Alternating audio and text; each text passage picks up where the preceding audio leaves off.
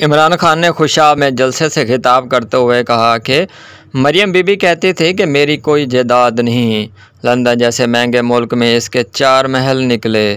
مزید کہا کہ خوشاب میں ایک لوٹا اور ایک لوٹی کو شکست دینی ہے، یہ دھاندلی نہیں بلکہ دھاندلا کرنے کی کوشش کریں گے۔ عمران خان کا کہنا تھا کہ یہ سیاست نہیں بلکہ ایک جہاد ہے۔ مقامی میر جعفروں اور میر صادقوں نے 22 کروڑ کی منتخب حکومت کو گرایا۔ خطبہ کے دوران کہا، اے مسلمانوں، آپس میں بھائی چارہ بڑھاؤ، آخرت کی کامیابی صرف اور صرف اللہ کو ایک ماننے میں ہے۔ یوم عرفہ کو اللہ نے فرمایا کہ آج کے دن تمہارا دین مکمل کر دیا گیا ہے۔ حضور پاک صلی اللہ علیہ وسلم نے فرمایا، بہترین شخص وہ ہے جو دوسروں کو نفع پہنچائے۔ لبیک اللہم لبیک، حج کے رکن اعظم وقوف عرفہ کی ادائیگی۔ 10 لاکھ عازمین نے رواں سال حج اکبر کی سعادت حاصل کی۔ حجاج کرام نے میدان عرفات میں نماز ظہر اور عصر ایک ساتھ ادا کی۔ حجاج کرام نے مغرب اور عشاء کی نماز مزدلفہ میں ادا کی۔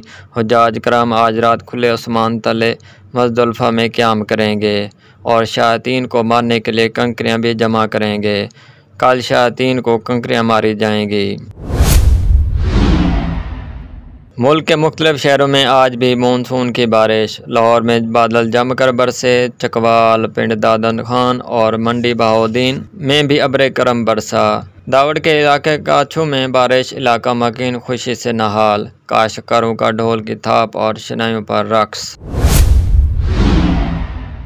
تحریک انصاف کا نون لیگ پر ضمنی الیکشن میں دھاندلی کا الزام۔ اسد عمر کہتے ہیں کہ ہمارے نمائندوں کو دھمکیاں دی جا رہی ہیں، غیر قانونی تبادلے اور الیکشن والے حلقوں میں تعمیراتی کام ہو رہے ہیں۔ مسلم لیگ نون نے تحریک انصاف کے الزامات مسترد کر دیے۔ صوبائی وزیر عطا تارڑ نے کہا کہ پی ٹی آئی کے گروپس ٹوٹ کر مسلم لیگ نون میں شامل ہو رہے ہیں۔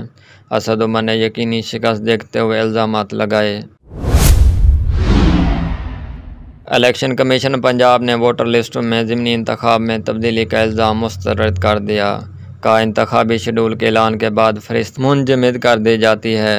شیڈول کے اعلان کے بعد ووٹر لسٹ میں تبدیلی نہیں کی جا سکتی۔ ووٹ اندراج کے بیانات اور الزامات بے بنیاد اور حقیقت کے برعکس ہیں۔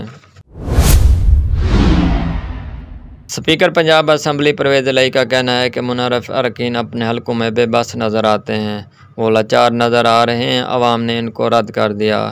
عمران خان ہی عوام کو جیلی حکومت سے نجات دلائیں گے۔ صارفین کو ایک اور جھٹکا، بجلی 1 روپے 55 پیسے مہنگی کر دی گئی۔ رواں مالی سال کی دوسری سہ-ماہی ایڈجسٹمنٹ کے مد میں اضافہ کیا گیا۔ قیمتوں میں اضافے کا اطلاق 1 جولائی 2022 سے ہوگا۔